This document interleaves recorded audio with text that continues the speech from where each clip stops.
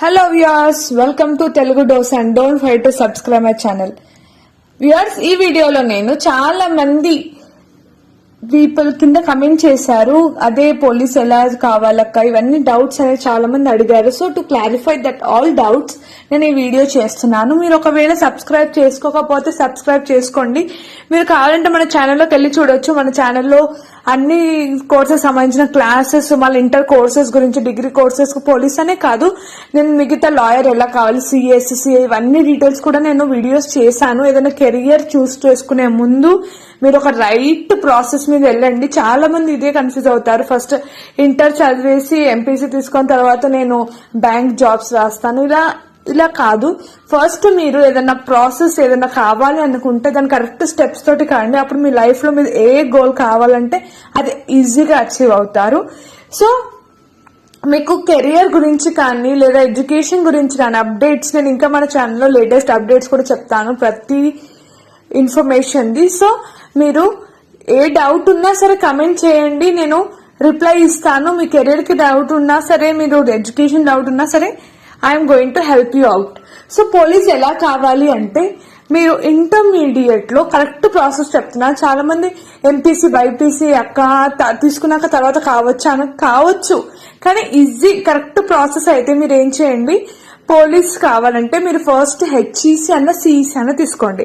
నేను HEC CEC ఎందుకంటున్నానంటే దీంట్లో మీకు కాంపిటేటివ్ ఎగ్జామ్ కి సంబంధించిన సివిక్స్ గానీ, హెచ్ఈసిలో హిస్టరీ గానీ, ఎకనామిక్స్ కానీ ఉంటుంది.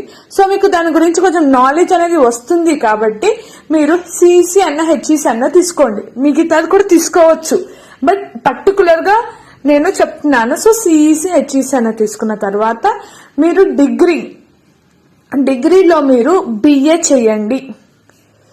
బిఏనే ఎందుకు అంటే బిఏలో మీకు అన్ని హిస్టరీ, ఎకనామిక్స్ గురించి కానీ మీరు తీసుకునే దాన్ని బట్టి కూడా ఉంటుంది. హిస్టరీ, ఎకనామిక్స్, సైకాలజీ ఉంటుంది. ఇంకా మీకు దీంట్లో ప్రాబ్లమ్స్ కూడా ఉండవు. బిఏలో మీరు ఏ మ్యాథ్స్ కి సంబంధించి ఏం చేసే అవసరం కూడా లేదు. సో బిఏ తీసుకుంటే మీకు ఈజీగా అవుతుంది.